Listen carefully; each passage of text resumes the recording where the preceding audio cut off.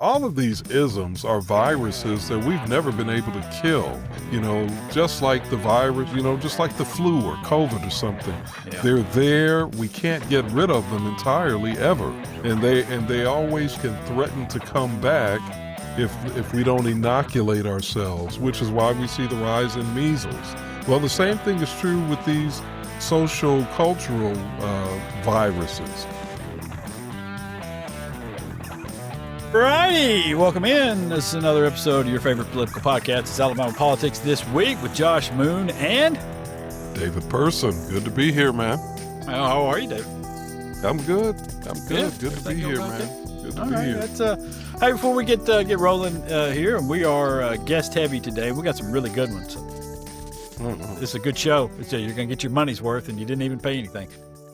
But before we get rolling, some folks that you would also get your money's worth with are the folks at Wind Creek Entertainment that supports Creek Indians, that operate three fantastic resort locations in this state. They actually operate a lot of things in this state. They own a lot of different businesses and things like that. But Wind Creek Entertainment is what owns the casino and resorts, and they help sponsor this program and make sure that it comes to you every week. We really, really appreciate them for all that they do here and around the state. And if you would, go online and check them out and make a reservation. We keep telling you all these things. And I think I told you last week, I heard from somebody else this past week who took our recommendation and went down on their way to the beach, stopped, stayed the night at the resort.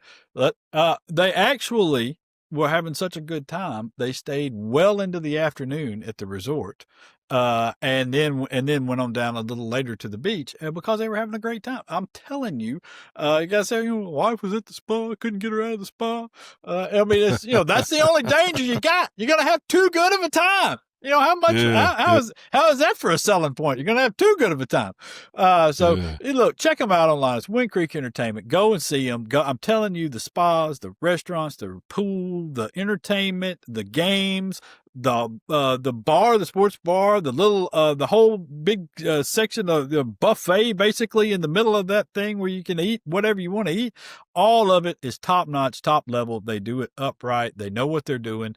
That's the reason why they're partnering with well-known entities all over this country to open up casinos and resorts and hotels. They know how to do the hospitality business. They know it better than anybody. Go and see them. It's Wind Creek Entertainment online. Just look them up and book you a stay. All righty. So we've had some trouble in Montgomery. I don't know if you've read, but there was, I don't mean to make light of it in any way, shape, or form. Yeah. It's, there was a tragic situation. There was a shooting in downtown on Saturday night, 11:30 or so at night. And few knuckleheads pulled out guns and started shooting in a crowded area. Ended up killing two people, one a 17-year-old, another a 43-year-old female. For as far as I can tell, neither one of them involved in anything related to the altercation that led to the shooting. Innocent bystanders being shot in the crowd. There's always the fear of everybody in an administration in any city ever, all the time. Is something like that happens. It's awful. 5 other folks are in critical, serious condition in the hospital still. I believe 7 others still were treated for various injuries. I've seen the videos. Mass chaos, as you might expect, whenever something like that happens. People diving under cars, diving into restaurants, diving into businesses, trying to get cover and get themselves to safety. And they're the kids are, younger folks. There's obviously 11:30, so you don't have a lot of really, really young kids, thankfully, at that time. Thank God for that. Yeah. And listen, it was after such a good weekend, too. I mean, they had the Tuskegee Morehouse Classic had been played at Crampton Bowl. They had ASU's homecoming, which they beat Bethune-Cookman over right, near downtown is where their stadium is, over there right off of 85 headed north towards Auburn. It's right near the downtown area. They had the Alabama National Fair, which had opened up that weekend in town. They were it's a few miles away over at Garrett Coliseum, and so you had all of these things going on. And then you had the mayor had as this celebration because he's a Morehouse grad. This was a big deal for him, and his friends and family, and so he had a Ferris wheel. The city was going to bring this Ferris wheel downtown. This was the opening night of this Ferris wheel. As we've already talked to the mayor, and you'll hear him in a few minutes. Stephen Reed's going to be on with us, and we called it the Team U Ferris wheel because it didn't show up quite as big as what they had hoped for, but there was a Ferris wheel downtown. There were other events. Restaurants had specials. There were, that's an entertainment district, which means you can go to a restaurant, get a drink, walk out, and walk around with it. Down there. It's just this is a big thing in a lot of different places. You see it all around. And honestly, we're all adults. Why can't we walk around with alcohol? You know what I mean? I mean, come on. So I don't have a problem with it as long as people are not acting crazy, but unfortunately, like you're saying, we had this situation Saturday night. And, I don't know that alcohol contributed to this at all. Yeah, and that's a good point. I'm not suggesting that it did. I don't know what contributed to it other than obviously you had somebody who was, for selfish reasons, personal reasons, just decided to be reckless. I mean, that's all I can come up with. I don't know something else. We just. Listen, look, man, I wrote a column about this. Yeah. And it was a great, by the way, yes, you've written a lot of good stuff through the years. I mean, and I've been very open in saying that, that I've been a big fan for a long time of your columns. This one, without question, I thought was so important that I shared it on my Facebook page, and a lot of people apparently have read it and responded on my page. And I noticed that you had at the time that I shared it, you had over 1,500 people at least who had responded to that column in some way. I think you hit that one out of the park, man. I just want to say, that was some really great analysis and just a really passionate perspective on, again, like, the same thing that we talked about with Stephen Reed, the same thing I hear the mayor of Chicago, Brandon Johnson, talking about. When we only talk about guns, even though that's an important part of the discussion, when we only talk about a law enforcement reaction, we are really shortchanging the topic because the roots go so much deeper. Yes. And everybody, well, I won't say everybody, but many of our leaders just don't want to seem to talk about that. No. So I appreciate what you wrote and the fact that you continue to hammer that home. Well, thank you. I really do appreciate you saying all that. But there are a lot of points that I wanted to make about this. Number one, you just said there can be more than one problem. Okay, there can be more than one problem at a time. We can have a gun problem. We can have a youth problem with the way things have, a culture problem or whatever. We can have an issue with not enough police officers. We can have an issue with these different things. All of those things can be problems at the same time, and we can weight those out differently. And I'll tell you another problem that's part of this is and I brought this up with somebody yesterday, is the lack of media in certain places with an institutional knowledge of what's taken place in those cities previously. That's a great point. So often people say just the ignorant as shit, and nobody calls them out on it because they don't have the knowledge of that place anymore. Because somewhere back in the past, listen, I'm not blaming anybody. This is newspapers' fault. They did this. The corporate news model did this to people. They came in and they tried to undercut the pay of reporters, and they refused to pay them a living wage so they could go out and make a living and continue to stay in a place like Montgomery and cover the city the way it used to be covered and needs to be covered, and have somebody there with a history of covering that place so it's documented. And you can say, when somebody walks up and says, well, this place is out of control, this mayor is one of the worst that ever, somebody can say, that's bullshit. Because I remember when there was a shooting at X. I just happened to have that knowledge of Montgomery. Yeah. Okay. Yeah. I mean, seriously, I'm not special. I was just there for a long time and covered it, you know? And so I can tell you that when somebody talks about Stephen Reed and putting this stuff at his feet, I can say, well, wait a minute. I was here when Bobby Bryant had a problem in I believe, 07 or so, 07, 08, right around in that time frame, when there was people scared to go to the damn Biscuits game in downtown because there was going to be a shooting. And there was a shooting at that time. I remember when there was another mass shooting that took place during Todd Strange's tenure down there. And when there was the murder rate spiked to its highest level in 33 years one summer, I remember going and walking through the housing projects in Montgomery and talking to people and talking to folks at businesses and talking to people that were in schools and run schools about what the hell's going on? Why are we having all these problems? Which is where I told the story in that column about meeting the lady who gave me the 38 caliber gun for $20 or whatever it was. Yeah. And that was at a Montgomery housing project. And the person you talked to about it, I can't remember who that was, said, and she probably got change, which I thought was wild. Yeah, the cop said, he's like, he's probably got change for it. He said, I remember him saying, how much she give her? He said, she probably got change for that. And, well, I mean, listen, it was a ratty 38. It worked. We fired it. I mean, we didn't fire it like a bullet, but we pulled the pin, and made it fire, pulled the trigger and made it fire. And it worked. The chamber rotated and everything seemed to fire like it should. So when you don't have that. Yeah. And I think, David Simon, who did The Wire, he was a beat cop reporter for the Baltimore Sun for a number of years. Baltimore Sun, and he talked about. He gave a really passionate response to Congress during a hearing about what you've lost when you lose papers, and he was advocating at that time, which I think is something we should do, is that there should be some sort of public funding for newspapers, because this is something that we should absolutely support, because without them you lose that knowledge and you lose that history, and I think that's contributed to a lot of the feelings towards Stephen Reed at this point, along with racism. Just plain old fashioned racism. And partisan politics too, Josh. Certainly. I mean, remember, he's a Democrat. So he's a Democrat. You got race, you got partisan politics as well.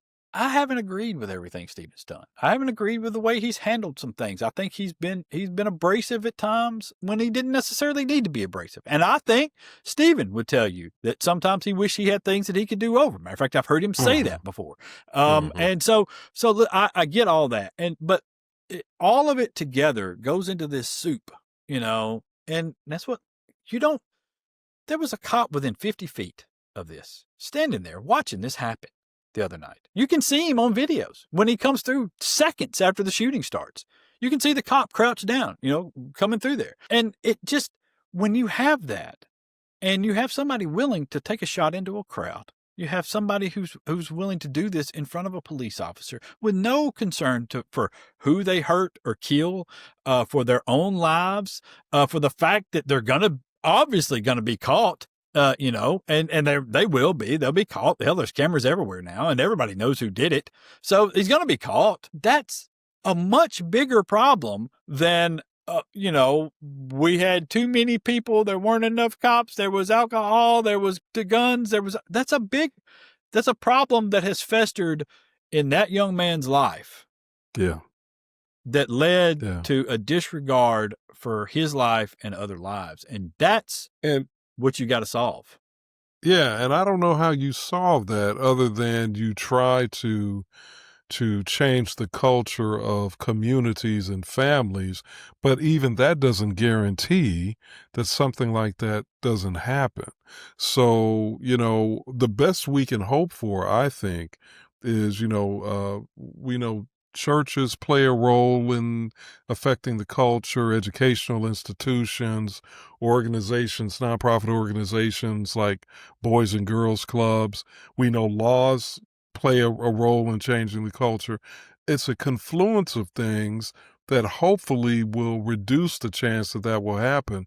But when you've got somebody who, like you said, is so reckless, so unaffected by the presence of law enforcement and innocent people, that person is going to do what they're going to do, unfortunately. And that's, I still say, and this goes back to the law enforcement piece or the legislative piece of this. If we lived in a country like Japan, let's say, where gun control was a lot stricter, I think it would be less likely that we would see this kind of thing.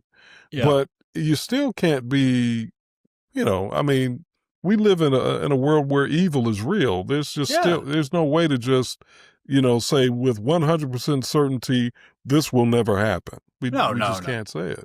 No, you can't say it, but you can, you can identify these problems and be smarter about the way that you address them and not fall back into this macho, lock them up, sort of thing. And listen, I get the attitudes, and especially if you're somebody who was affected personally by this, or your loved one was somebody that was, a part of this thing. I get that. I get that you want the retribution. I get that you want revenge. I understand it. I understand the anger. If you're part of the city and you've worked so hard to try to do the right things, I get that you're angry about this. But at the same time, that anger is not really going to solve anything. The anger is what led to the shooting to begin with, and so you're going to have to be smarter in how you do this. And I mean, to me, I've always advocated for the same thing, and that's education. Until you set up a system in the city of Montgomery that eliminates the discrimination that's taking place in that education system. And listen, when I say discrimination, I don't necessarily mean racial discrimination at this point. It certainly started out that way in the 1950s and 60s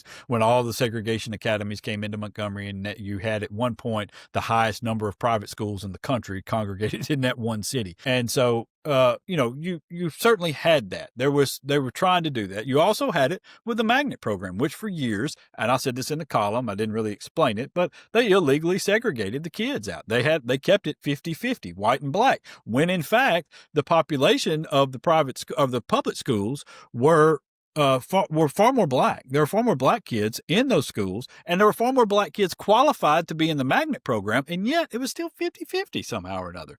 They were illegally segregating out. It was much easier for a white kid to get into those magnet programs. Seems to be that way all over. Yeah, and those magnet programs are great. They're fantastic. Some of the best and brightest kids I have ever met were in those magnet programs at BTW and LAMP in Montgomery. I mean, fantastic kids who experienced an integrated school system and came away as some of the least racist kids I ever met in Montgomery.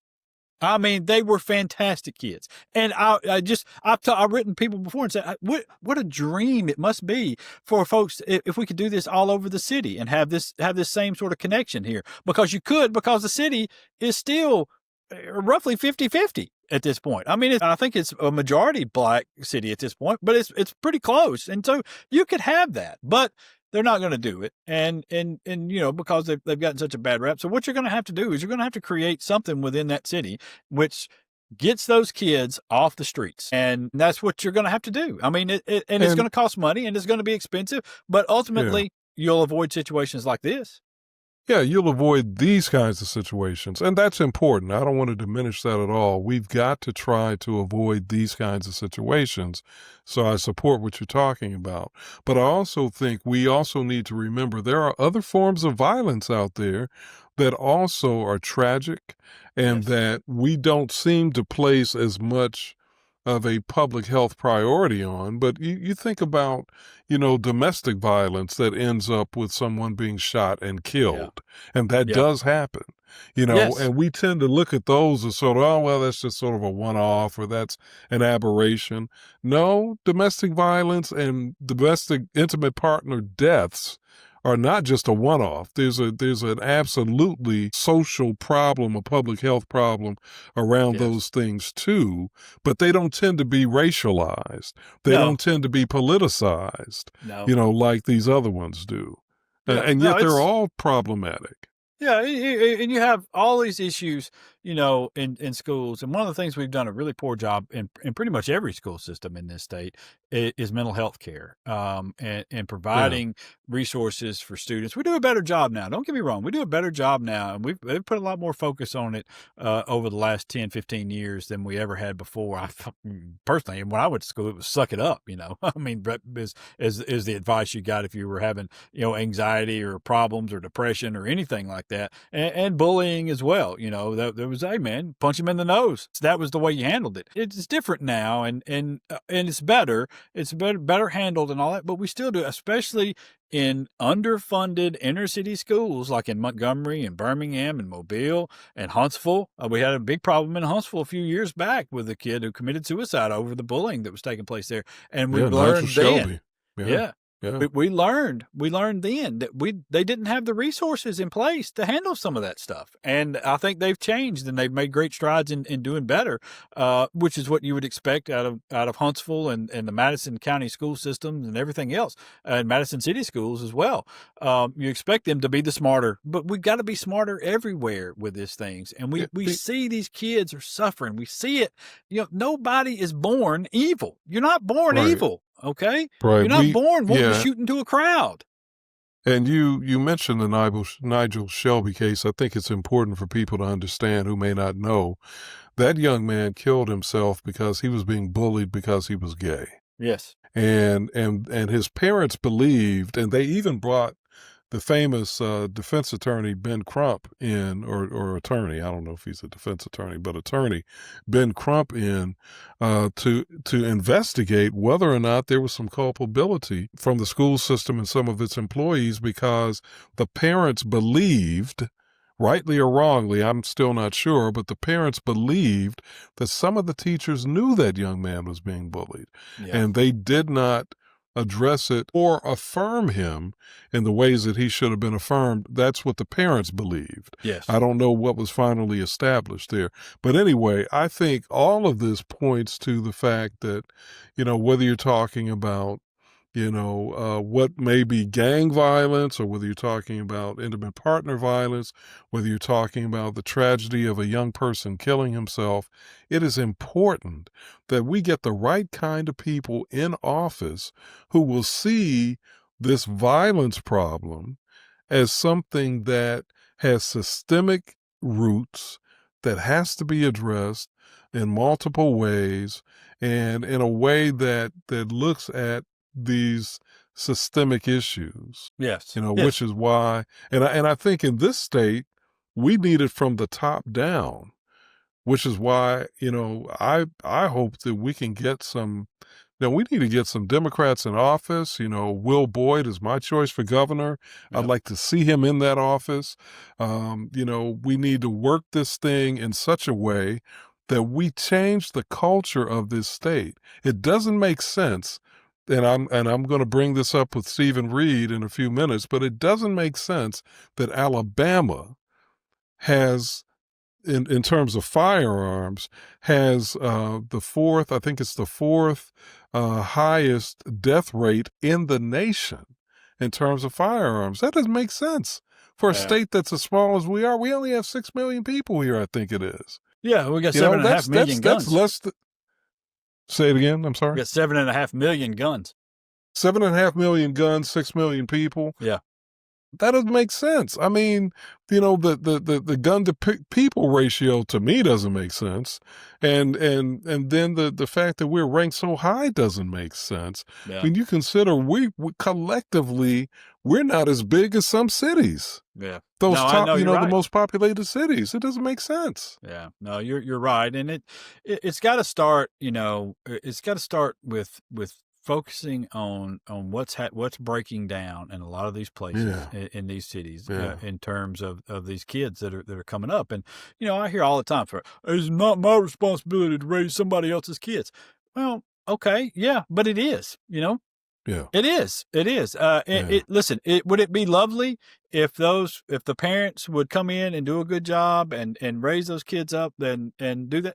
It would absolutely been lovely. It would absolutely be fantastic if that were the case. You know what would also have been fantastic if been the case? If your parents hadn't have been poor and we hadn't had to help pay for your college, or if you didn't need, a business loan that we helped pay for, Right. or that you didn't Right. need whatever that you got from the government that helped you along the way to do these things. Okay, because here's the bottom line: is do you like people shooting into crowds and there being mass shootings? If you do not like them, then what we're going to have to do is all of us take the responsibility as a society to make sure that we have identified these problems that are causing these things and then going and fixing it. Is it the That's right. optimal way of doing things? No, it's not. But you know what? A lot of things in life aren't optimal. Okay? They're That's right. not. That's They're right. not. And so you can either sit there and stomp your feet and pretend that some magic fairy is going to come down and do these things, or we can do the work. We put the money behind this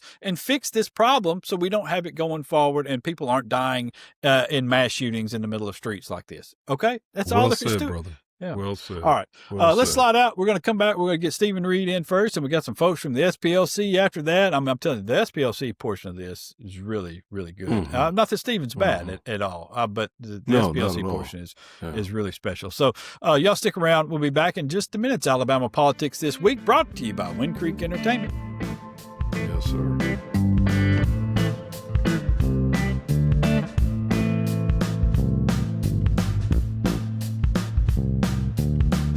Alrighty, welcome back. Alabama Politics This Week. Josh Moon, David Person, and we are happy, as always, to be joined by the mayor of Montgomery, Stephen Reed. Mr. Mayor, I appreciate you. Listen, I know you've been relaxing. It's been a relaxing few days for you, so I really appreciate you coming on and spending a little bit of time and cutting your vacation short. Yeah, what vacation?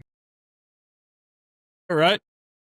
This job that's an oxymoron. But no, thank you guys for having me. Been a rough last several days for us on what was coming on top of a very good, if not great, set of days prior to that, from economic development and growth with the expansion of Meta's data center all the way into just many things we do in tourism and sports, with hosting several events along, even with the start of the Alabama National Fair. So to start with this mass shooting that occurred downtown in the late evening on Saturday night is certainly discouraging, a tragedy for those victims and their families, and something that we as a community have to try to wrestle with. And I think so far we're doing a pretty good job of coming together to really focus on where the true issues are. And that's one, finding the perpetrators, and two, making sure that we review kind of what happened and try to prevent it from ever happening again. Yeah. I've talked to a number of people and about the stuff that had been going on there. And first of all, I mean, I think I know the city council did away with the entertainment zone thing down there, and I don't know how you feel about that. I thought it was kind of honestly. I know this is going to sound crazy, but I thought it was a little bit of an overreaction. I mean, you had 23 and a half hours on Saturday in which thousands of people came down to the city. They all mingled around. As far as I know, there was no other altercations of any kind that were downtown. I mean, there might have been something minor but that nobody's talking about, but I find that hard to believe. So there was not even any fights. There were not even, disturbances. There were nothing that the police had to be called for the most part. Downtown, there were plenty of police down there. You had this incident that took place, which, I mean, I've seen the videos. It was one guy pulled out a gun and shot. Some other guys pulled out guns and shot back. And all of a sudden, now you have a mass shooting. It's I'm not trying to diminish what took place in any way, shape, or form. Those guys did what they did, and it's awful. It's an awful loss of life. It terrorizes people. The people will never forget what they were doing when they were down there. It's terrible. I get that. But at the same time, we're punishing thousands of people for the actions of apparently three folks, right? Well, listen, the number is yet to be finalized in terms of how many. We know it was multiple shooters. But yeah, I think, from the standpoint of, having goodwill and well, behaved citizens all across the city, it was a great evening. I made the comparison I'm talking to my good friend, the mayor of Kansas City, Quentin Lucas, some time ago about he presented, unfortunately, what's become a pattern now at the conferences I go to for mayors about mass shootings. How do you respond? And because so many cities have dealt with it, he mentioned having upwards of 700-800 officers from Missouri and the state of Kansas working the Super Bowl parade, and you had a mass shooting there. Yeah. And his point was, we had the best that you could have, local, state, federal, from across two states.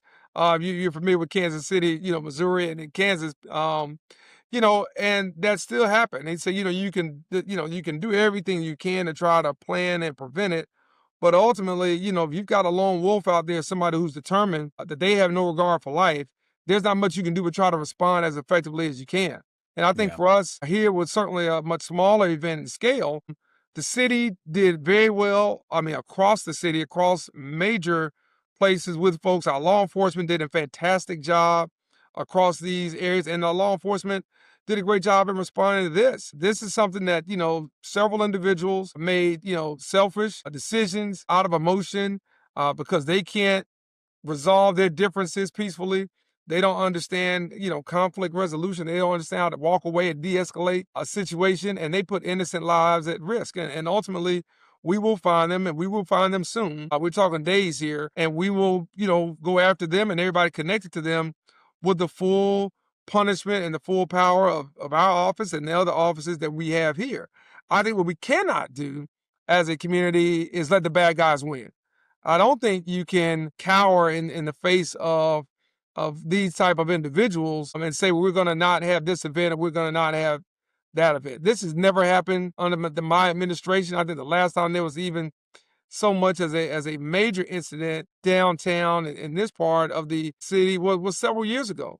So, we go day in, day out with tourists, with people that live here and work here. And, we have great presence, great plans. Unfortunately, this is something that we'll have to learn from to make sure it doesn't happen again or anything like it doesn't happen not only downtown, but anywhere in our city. And look, I hope for this region doesn't happen anywhere around here at all. Yeah. Yeah. It just, oh man, it bugs me to no end, and I wrote this the other day and said, it bugs me to no end to watch people who have basically helped destroy or helped tear down some of the folks in the city of Montgomery. Come in on the backside of it and act as though they have all the answers to these things. And I honestly, I told you, I thought what you ought to do is tell them, okay, come on. Let's do it. Come on, bring what you got. Let's put it all on the table. You want to try to take some responsibility for the things you've done in the past. Come on in, let's do this. And because I do feel that way, I do feel like this has been done, over the course of several generations now that has led to this, and we've seen it. People talked about it all along. The folks that worked in the community, the former middle school coaches that said, "Hey, look, man, you cut these programs, you're gonna leave these kids on the street, and you're gonna have hell to pay in a few years." The city activists and folks like Karen Jones and some other folks that have been. I know Karen, sometimes gets carried away, but God bless her, her heart's in the right place most of the time.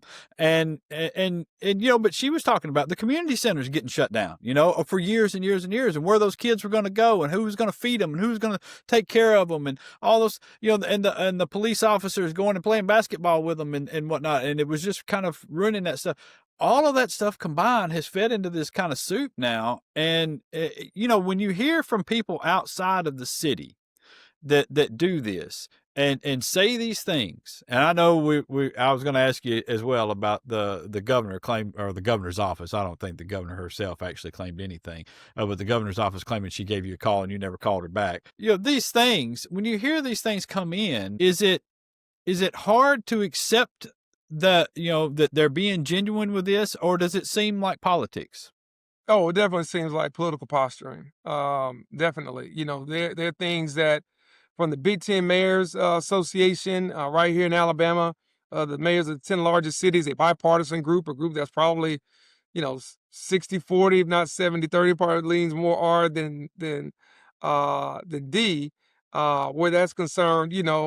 advocated for the repeal of permitless carry laws, which is one of the first things, once things settled down, we're out in the middle of the street Saturday night that Chief Gray Boys mentioned was, not having that, restricts our ability to get the guns out of the hands of some of these guys who shouldn't have them and to arrest them on different charges. It's a real impediment. And to be honest with you, Josh, guys, I've heard this from some Republican legislators offline.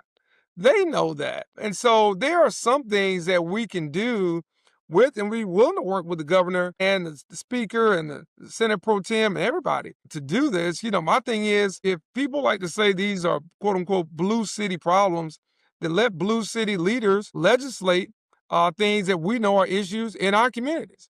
We know this is an issue, and it has been an issue. So when people talk about the violence, I will correlate it with some of the gun laws that we passed.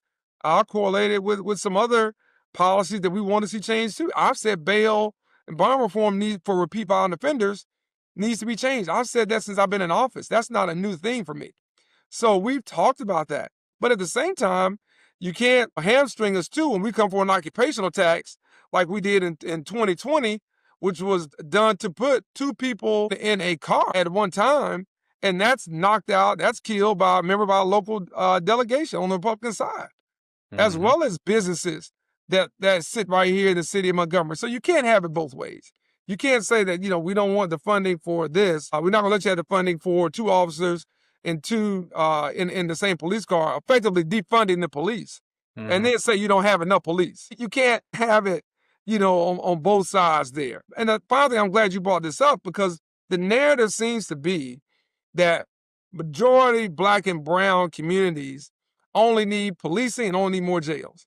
They don't need things on the front end like community centers, after-school programs, athletic programs, real peer mentoring programs, trauma initiatives and counseling, things that help these young people after school during those times when their parents are working usually a second job into the evening or on Saturdays, and these initiatives that do help these young boys, these young girls really get structured mentoring and assistance where they need it. So it's not just arrest them all. We're not going to arrest our way out of it. I think, as you said, a tough guy our way out of it, as you pointed out. We've got to do this holistically, and we've got to be really committed to doing this so that you don't have another Montgomery, you don't have another Birmingham, another Mobile, another Huntsville, or anywhere else, Indianapolis, New Orleans, go outside, Kansas City, go outside of the state, if you will. But you don't have these circumstances happening as often as we see them happen, it seems like, in today's time. Mr. Mayor, the governor has talked about having Aaliyah more directly involved in policing the Capitol, the area around the Capitol. Have there been any formal conversations between you and the governor's office or the governor herself about this? And what are your thoughts about this idea? Yeah, no formal conversations yet. We fully expect to be talking with the governor here now in the next 24 hours. And so I look forward to that conversation, as I always do, when we're talking about how we work together.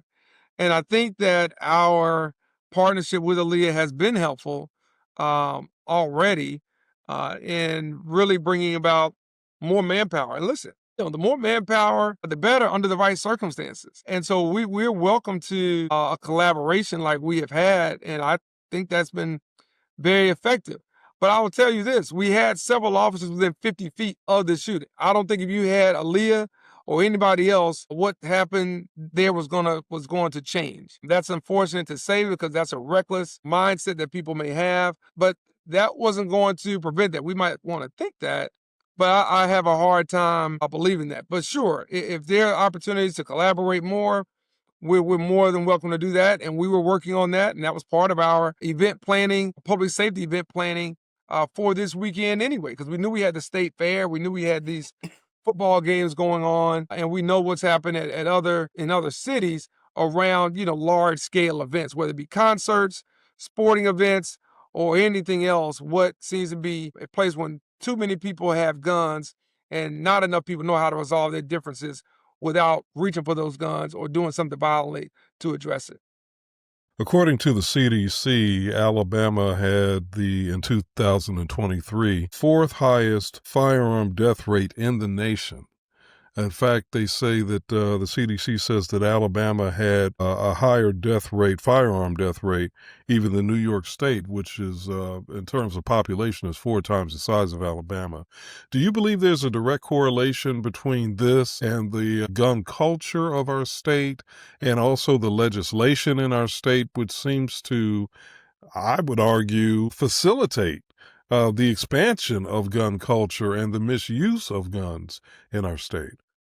Well, I certainly agree. And I think if you look at legislation that's been put forth over the last several years by some of our Democratic lawmakers, you will see that, common sense gun reform has been rejected at each and every turn. I grew up hunting. I don't get a chance to hunt as much now. So no issue with the rifles and the shotguns and things along those lines. What we have been arguing about are these clips, which I did see. I was glad to see the legislature address, I think, in the last session, as well as these, propensity for just ease of access for folks to get handguns and to use them. And it's interesting when we talk about how we can slow down that process, how we can disrupt that process, the issues that we have. And listen, I want us to be clear. If we're going to talk, let's talk very clearly to those who will be checking this out.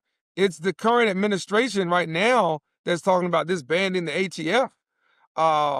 And so when we really look at, again, who's defunding what, we have to look at what's coming down federally, what's happening at the state level, and what's happening at the local level. You haven't heard Stephen Reed or any mayors say, yeah, we need fewer ATF agents out here. You haven't heard us talking about we need fewer FBI agents out here. We got a 28-year member on my staff right now, FBI agent. So, we understand the need. What we could use is true partnership and true legislation like this. David, Josh, if they want to make it a local bill, then I'd be fine with making it a local bill. If you want to make it about Montgomery and say, all right, man, this permitless carry, that's in Montgomery. We're going to repeal that for Montgomery. Perfect. You have no issue with me. We talked about the Glock switches. We talked about other access. You want to make these things local bills, then let's do it. And to your point, if everybody really wants to be collaborative, let's address the elephant in the room around the gun culture and around the policies, and let's talk about those statistics, David, you just laid out. Don't just highlight Montgomery or Birmingham when it's politically convenient. Look at places all around the state and what is happening. And Josh, when you correlate that with our lack of health care and our lack of trauma care, it is a deadly recipe, because our hospitals aren't funded well enough, they aren't staffed well enough, and we shouldn't want them to be places that are treating war wounds in our cities. So when you think about the ripple effect here, it is tremendous. And I'm for any true partnership and not any posturing that we want to have. And I'll welcome the opportunity to sit down with any of our state leaders to come up with those solutions that may benefit the state, but if nothing else, then help us address the issues that we know are in our cities. And I believe we can get a lot further, and we can save a lot more lives and a lot more hurt and harm. Yeah, it just amazes me. Back to what David was asking about the guns. We talked about Ferris wheels and alcohol, and you know what I'm saying? I mean, it's anything that we can talk about to blame this on, except for the only thing that was wrong with the Ferris wheel is I was expecting it to be a little bit bigger as well. I saw those comments. I was kind of expecting, it kind of went from the Big Mac to the Big Mick.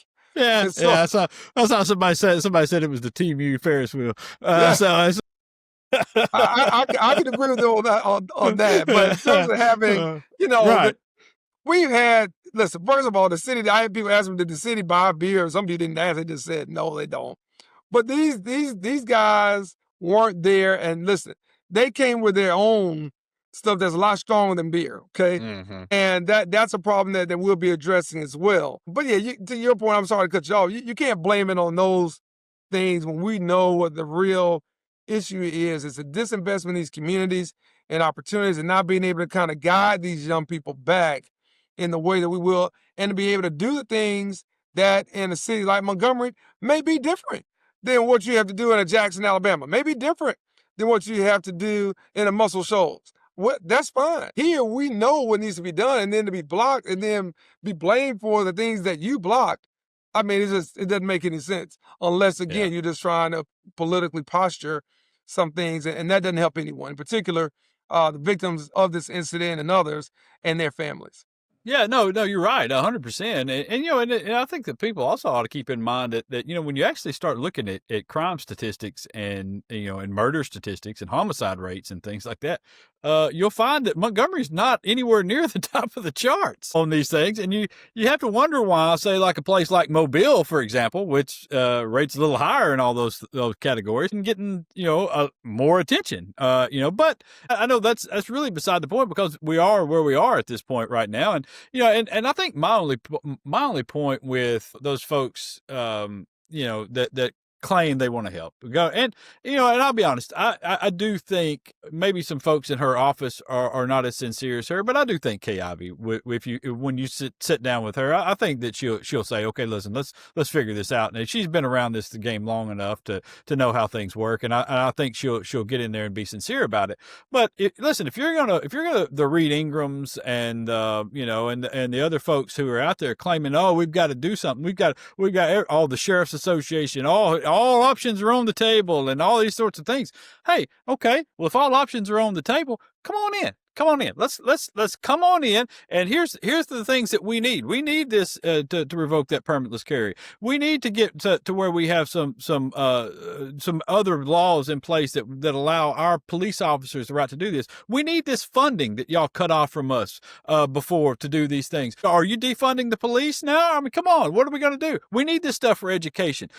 And see where the line gets. See exactly how much people actually want to help, or is it all just BS where they're just in here talking to people, clamor and running their mouths? I mean, that's, I just, it gets so tiring to me to listen to, especially somebody like Reed Ingram. It drives me insane to see the guy that ran off to Pike Road. They're out in Pike Road and shot down, I don't know how many countless tax increases, property tax increases that he helped defeat in the city of Montgomery to help Montgomery schools out, and then went out to Pike Road and immediately helped implement a tax rate out there that was double what was in Montgomery. I mean, come on, man. I mean, it's so disingenuous to me. It's just so disingenuous, and I know there's not really a question in there, but I'm it just has irritated me to no end. No, listen, I don't disagree with you at all, and I think ultimately for us, we want to make sure we help the community recover from this tragedy. We want to make sure that we respond appropriately moving forward,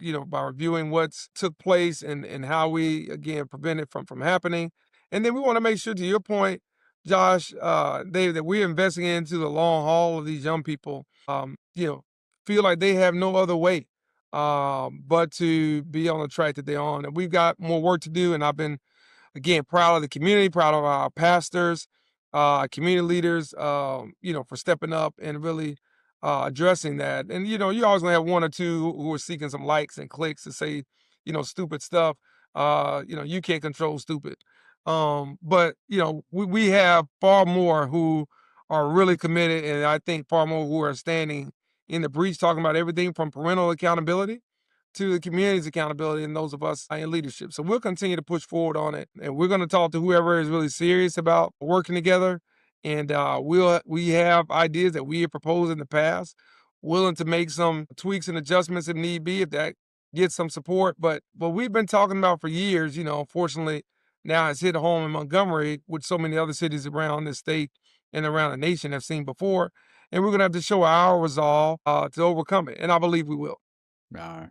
Well, listen, Mayor, we appreciate you taking the time. I know you're busy. I know you got people, calling left and right, and with all sorts of ideas. And I know y'all are working on this, and if we can help, we're always happy to do so. And good luck on getting some things figured out, and hopefully everybody will be better off, in the long run. I know it's hard to see that right now, but and especially for those poor folks who have lost their lives and or who are suffering right now. Really, heart goes out to them, and I hate that this happened. But hopefully y'all catch the folks responsible, punish them appropriately, and we can move forward from there. But thank you, Mr. Mayor, for coming on with us. All right, Josh. Thank you. Thanks, All right. David. Appreciate you guys. Yes, sir. Always good to Thank see you. Absolutely. Likewise. All right. Mayor Stephen Reed, it's a tough deal there, that they've been going through, and I just, I don't know, the practical part of me takes a look at the whole thing and says, look, city had a nice Saturday for 23 and a half hours, and then at 11:30.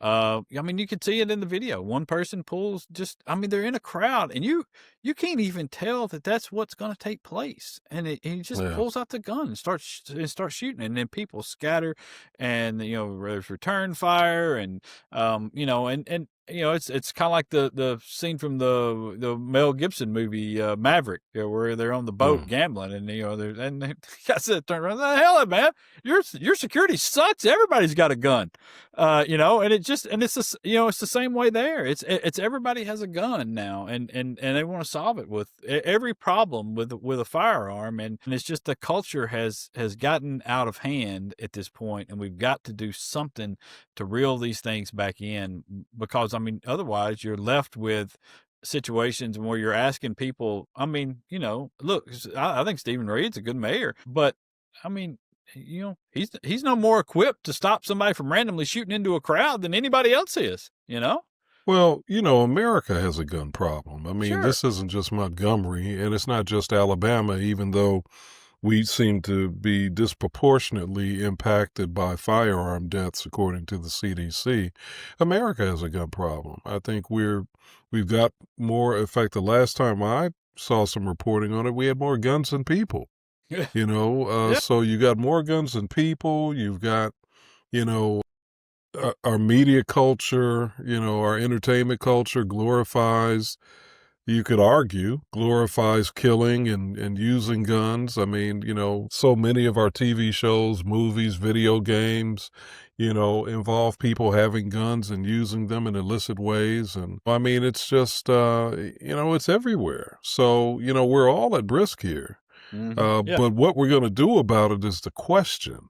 And I think we have shown that legislatively, and when I say we, I don't mean you and me and people that think like us, but I think the people that are leading our state have shown legislatively that they actually think that the solution is to enable people to get more guns easily, and use them more recklessly, with these concealed carries and no licenses. This is ridiculous. It's absurd the way we think about it. It really is absurd. It's just so stupid, man.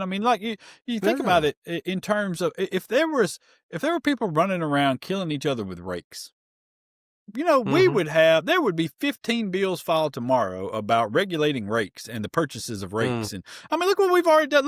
Look what they did with alcohol. They killed the alcohol district down in Montgomery, it's just in a matter of a couple of minutes, as soon as that was over with. It's just,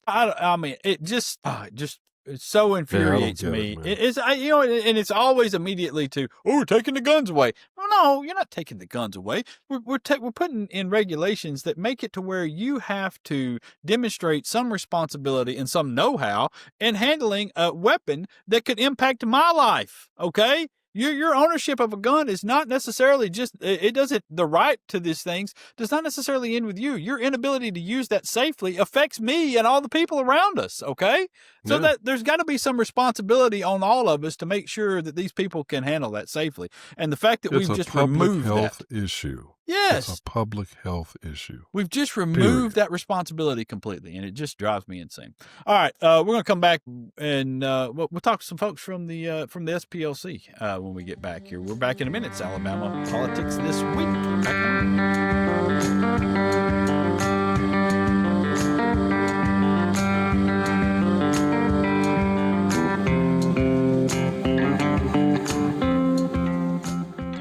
All righty, welcome back. Alabama Politics This Week. Josh Moon, David Person, and man, we have really a kind of a special, I would just call it a special treat, because we are now part of something that is a pretty big deal. And we have Bryan Fair with us, who's the interim CEO at the Southern Poverty Law Center. And thank you, Bryan, for coming on and being a part of this as well.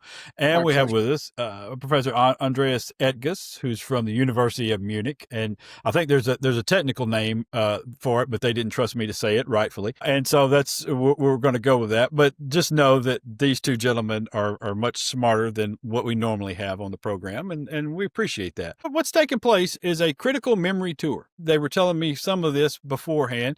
There was a week that was spent in Germany and in different places in Germany. There were roughly 20 folks that were going on this tour together, and from the United States and from Germany, and talking about different things. And you might can imagine what the conversations were like and what they might have discussed. They've done the part in Germany.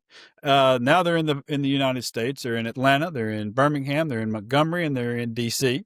And they're right in the middle of this thing. And so, Andres, I know you're part of your deal here is to cover American politics and what happens in America and relay that back to the folks in Germany. And God bless you for trying to explain what we're doing here. But how has this, for both of you, how has this been? How has the tour been? How has the experience been with talking with each other? Is it been, because honestly, it seems like it would be a very enlightening thing to have this discussion with, because I know Doug Jones and Bill Baxley are part of this thing from this state. And I know so many other folks on that same level have been a part of this from other places. This seems like such a great thing and a great opportunity. Well, we started planning this a few years ago when the idea was, especially between the Southern Poverty Law Center and me and a few other people, when we thought, well, we are both countries that have a difficult history and have tried to deal with it in sometimes kind of admirable ways. Sometimes we have failed on both sides, and it's taken us a long time. One of us has a difficult present. Yes. So we thought, we can learn from each other, and it would be good to get in touch to see how others have been doing it, take that back, stay in touch, and maybe work together at some level. We had no idea. I'm a historian. I care for current affairs, but we didn't know how current this would be. The opening night in Munich in March, when we had a panel at America House on American, the state of American history and memory, the night before Trump had signed the first executive order against critical history. So we were more current than we had hoped. The secretary of the Smithsonian had planned to come to Germany. He canceled a few days before. So even this program has been impacted in several ways, people not being able to come, not getting certain funding and so on. We are in the midst of something that makes it even more intensive than it would have been anyway. Hey, Bryan, what about for you? Well, first, we're delighted to welcome Andreas and others from Germany, and they have hosted folks from the center and others from across the U.S. The idea is to recognize that, again, as Andreas said, both countries have challenging histories, and we have historic sites across the country, across both countries, that seek to acknowledge the histories of each country. So here in Montgomery, the tour will visit the Legacy Museum through EJI, and Bryan Stevenson will share remarks at the Peace and Justice Memorial.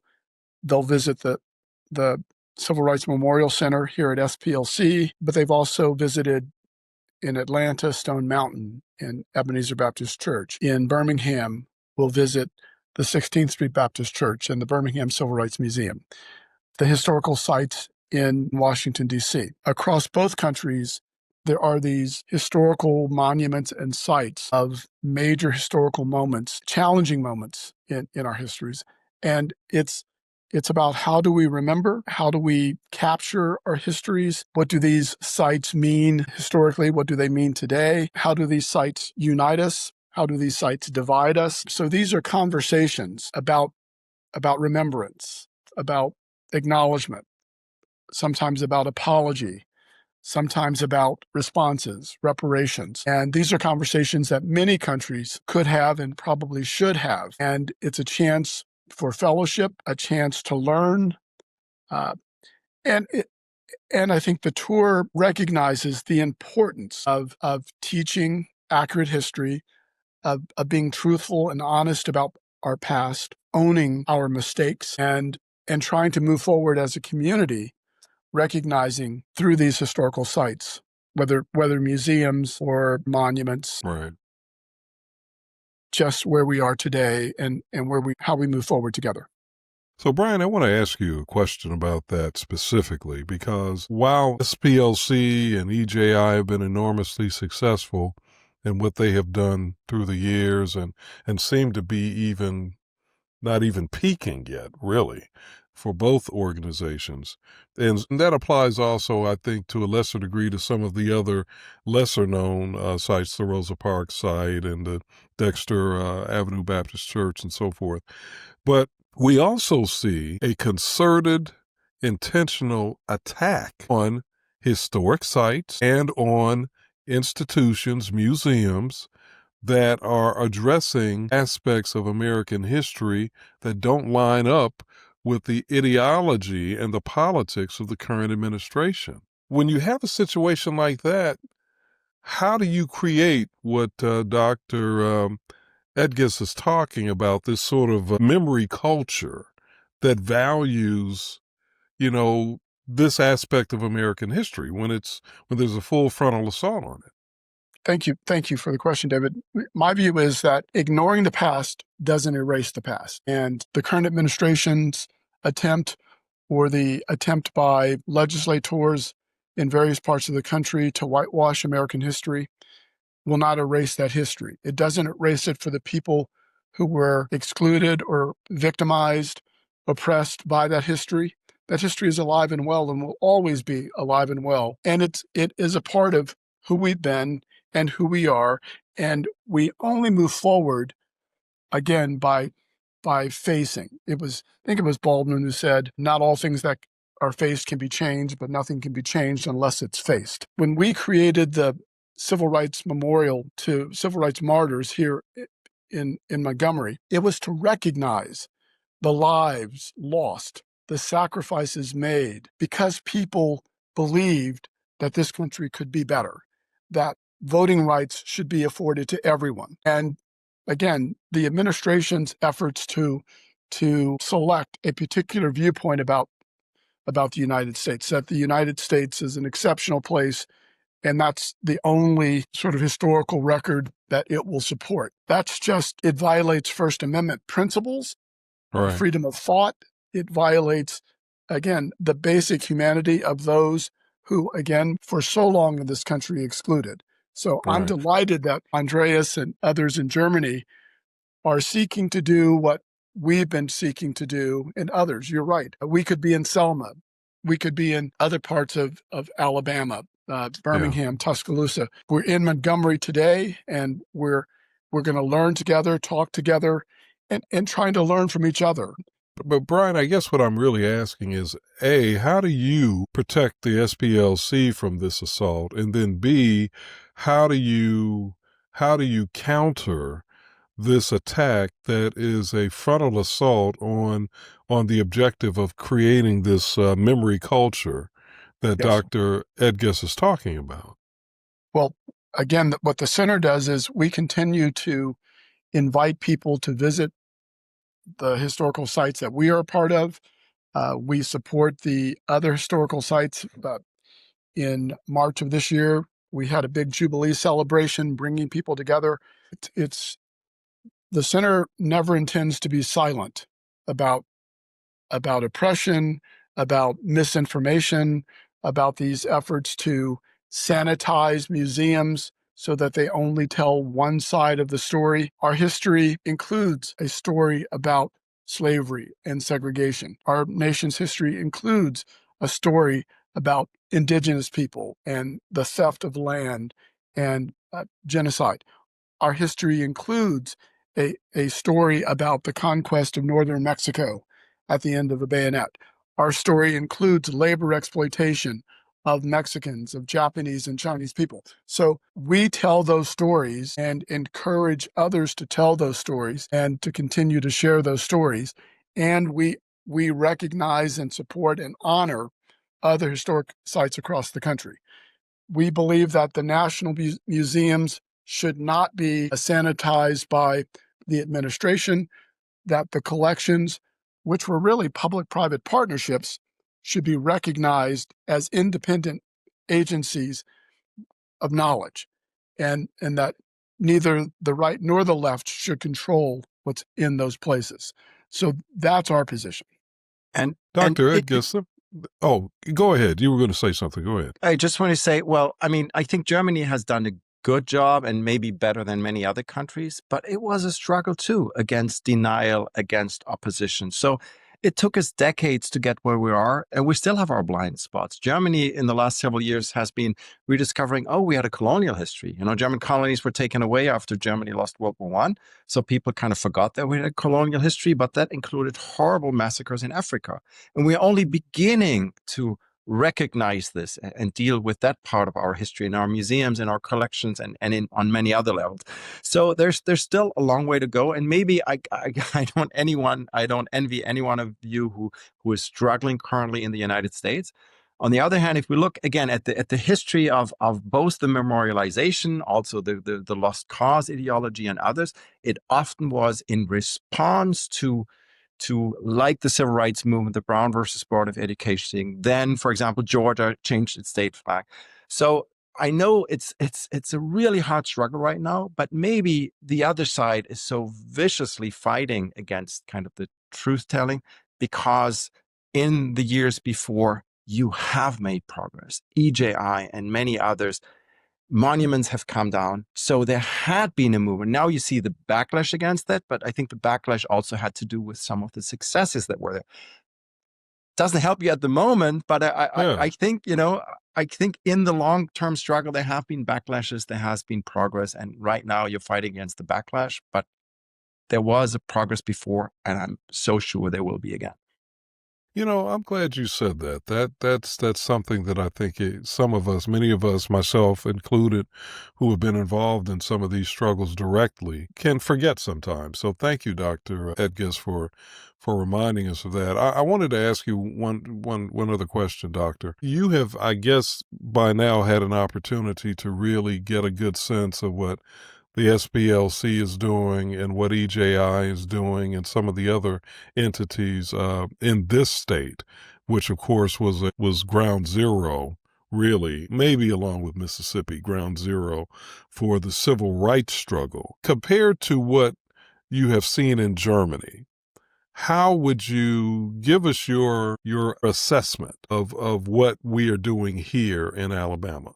And I've been teaching American history for 25 years, but it's something else, reading books, reading primary sources, or actually coming here, going to the sites, and even more so, because I've seen some of them before, doing this together with the group that we have and the conversations you have. I'm deeply impressed. I mean, SPLC also does work on way more levels than just the history memory stuff, of course. And I've admired that work. And unfortunately, there's an FBI director now who is separating the support. And I think SPLC is concerned, rightly so, that they're targeting you now as a group. But again, I think that has to do with the successes you have and understanding. Also, having seen I've been to Washington many times, and also having an idea of how difficult it must be, especially in a place like Alabama with the state politics.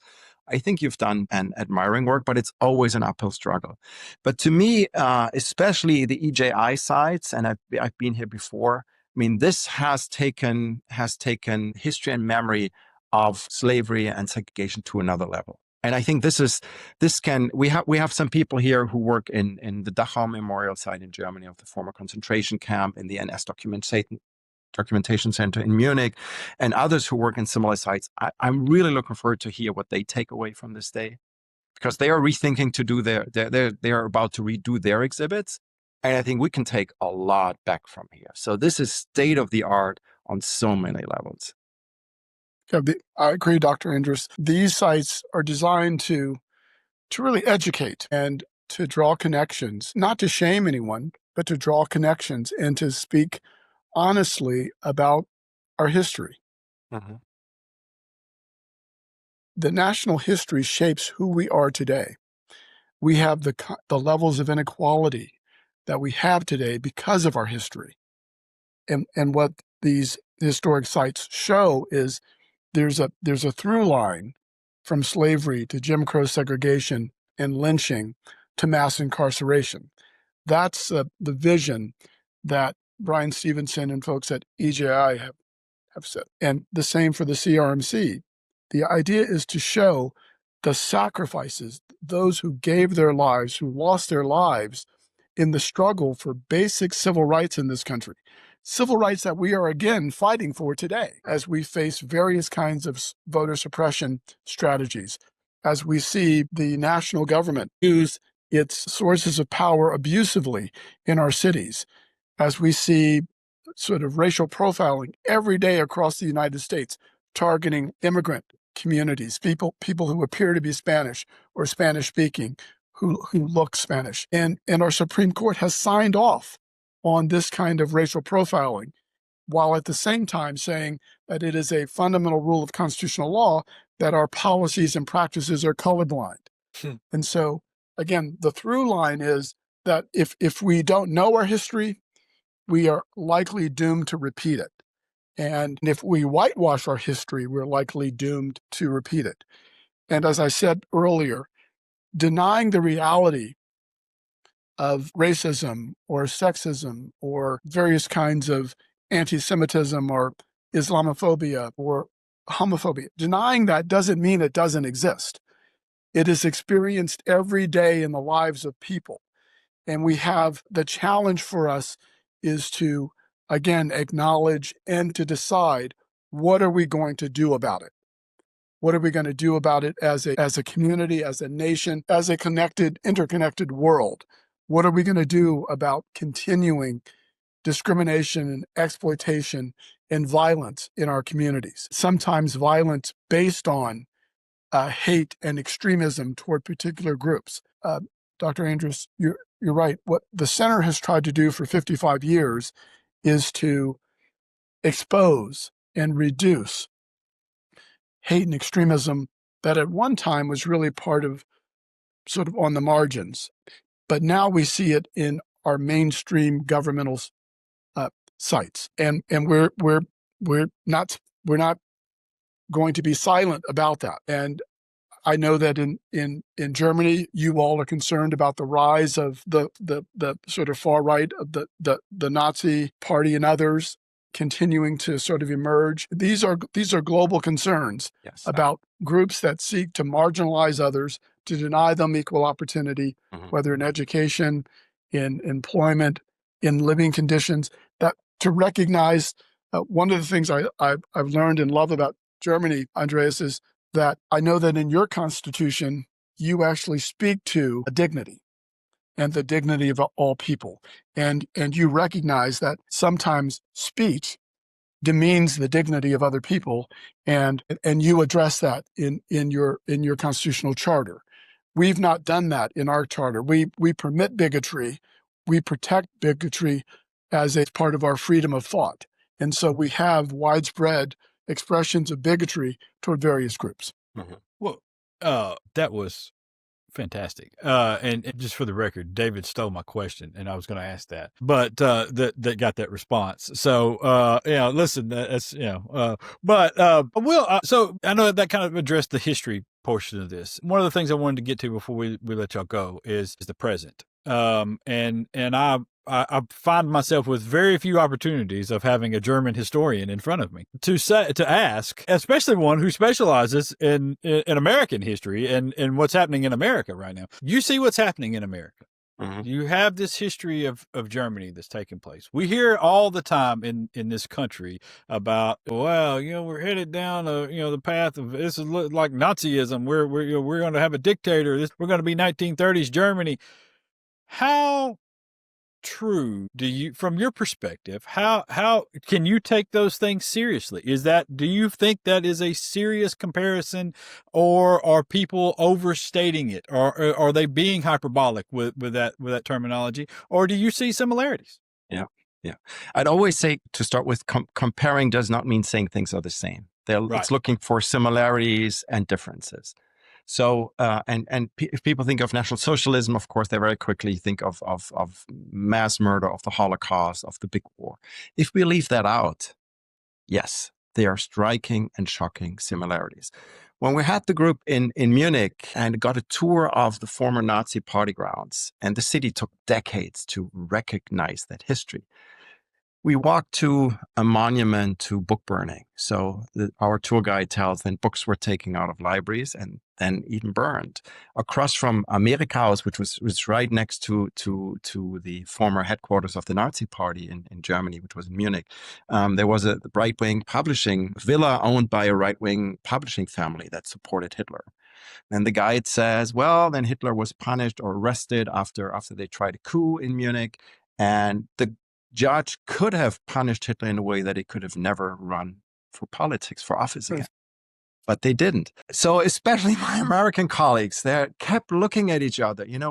This is how civil society is being dismantled. Where do you say, and where were the points missed for lawyers, judges, academics, journalists, and so on to say, no, we have to stop this. So yes, I don't think you have fascism yet. You don't have the mass, unions aren't destroyed in the way they were in Germany, how people were arrested, put into already very quickly concentration camps. Concentration camps weren't necessarily the extermination camps. But there's unfortunately a lot of similarities towards an authoritarian government and regime, as and Bryan pointed out before, as we see in many other parts of the world. And in Germany, you have the rise of a very right-wing party that might get more than 30% in some of the state governments, might even be the strongest party. Right now in the public opinion polls, it's the strongest party. And we're worried about this too. Unfortunately, you aren't alone in that struggle either. We are fighting everywhere. But yes, there are shocking and striking similarities. It's not the same, but yes. Yeah. Well, I'm sorry. Go ahead, Bryan. What were you going to say? Yeah, I would just say that Germany and the United States have been leaders among Western democracies and have been models for civil discourse and for promoting opportunities, and we have historically recognized asylum and immigration opportunities. We are connected to the sort of the global economy. And as leaders, it seems that both countries have special responsibilities. And what I see is the United States abdicating its responsibilities, both domestically and abroad. I see sort of an aggregation of power, an abuse of power by an administration that believes it is above the law, that is not beholden by a constitutional structure, that it has no obligations to Congress, to our courts. I see an administration that, again, is critical of judges that disagree with its actions, critical of members of Congress, that functions in our society more like a bully. It's always been my view that bullies have to be confronted. And it seems to me that we have to confront what is happening in the country. Otherwise, we are likely to lose the principle of due process. We're likely to lose a principle of equal protection of the law. We're likely to lose a principle of freedom of thought. And when we see an administration turn loose the National Guard or military in our cities without invitation from our city's leadership, or in our states without the support of governors, this is unprecedented action by this administration. And so, again, I don't think we need to make a comparison between Germany and the United States. I think each of us who lives and who has a voice, who can write and speak, should be challenging regimes that seek to diminish the equality and the humanity and dignity of persons within our jurisdictions. And that's what I see this administration doing. That's what I think the center was founded to resist, to advance racial justice and equality for all.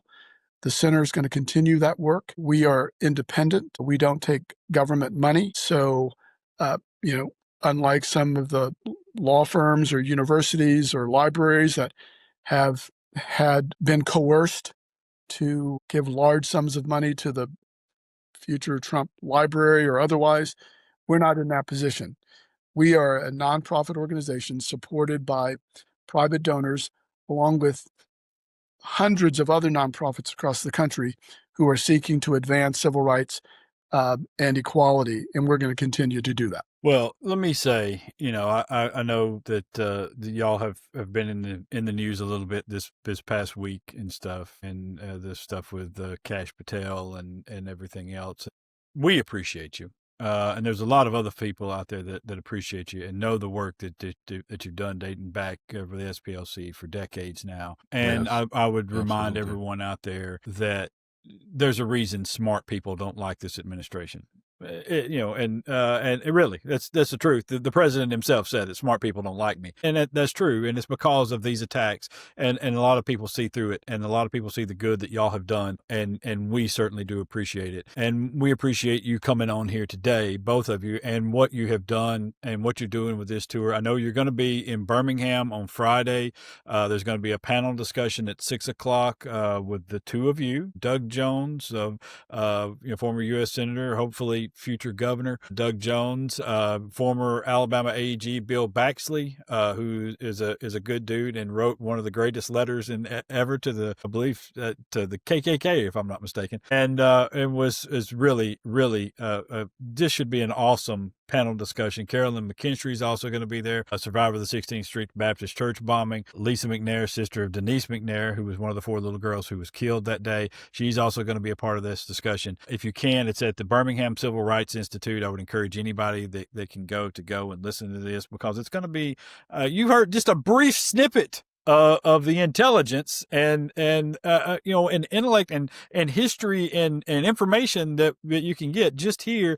And Bryan and Dr. Etges, we really do appreciate you guys so much for coming on and sharing this with us, and for everything else that you've done.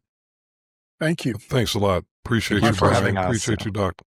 My pleasure. Thanks, y'all. Thank you. Thank you. All right, we're going to All slide out. We'll come back and wrap this up in just a minute. It's Alabama Politics This Week. Back in a moment.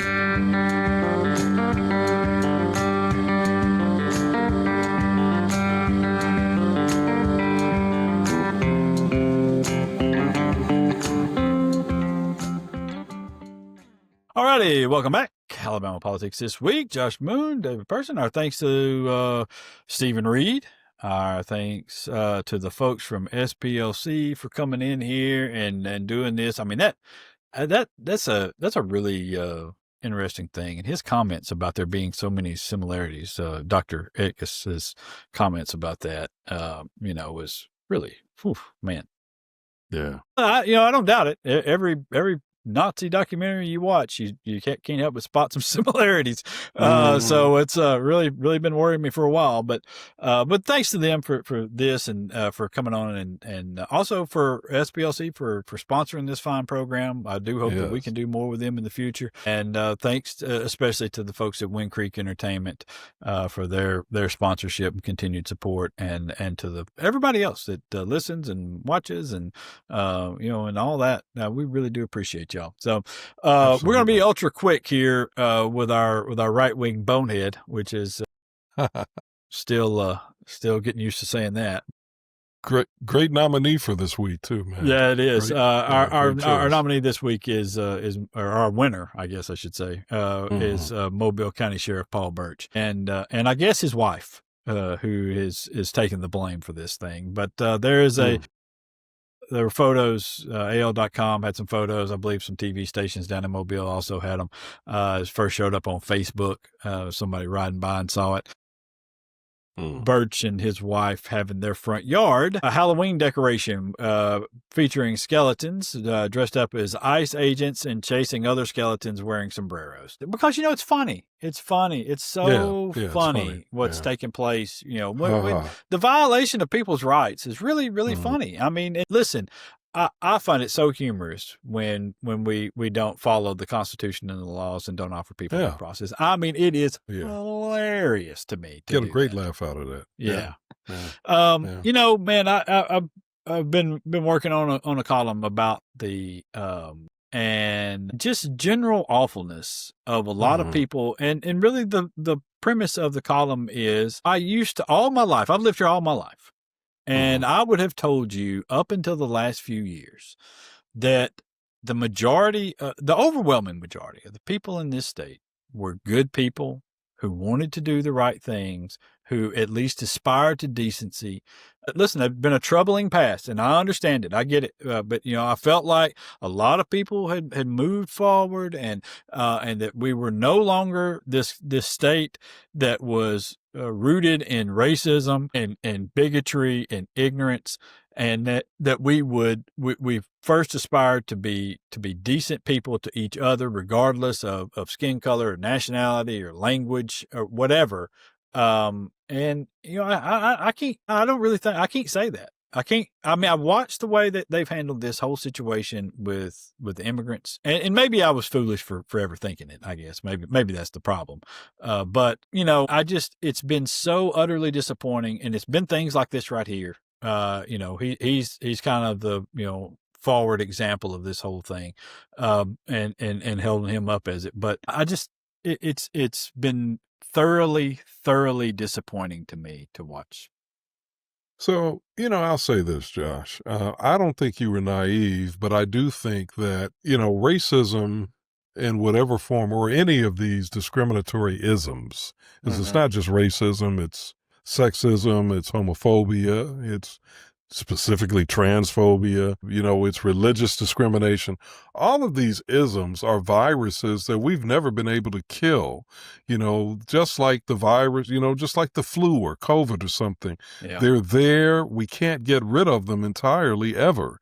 And they always can threaten to come back if we don't inoculate ourselves, which is why we see the rise in measles. Well, the same thing is true with these social cultural viruses.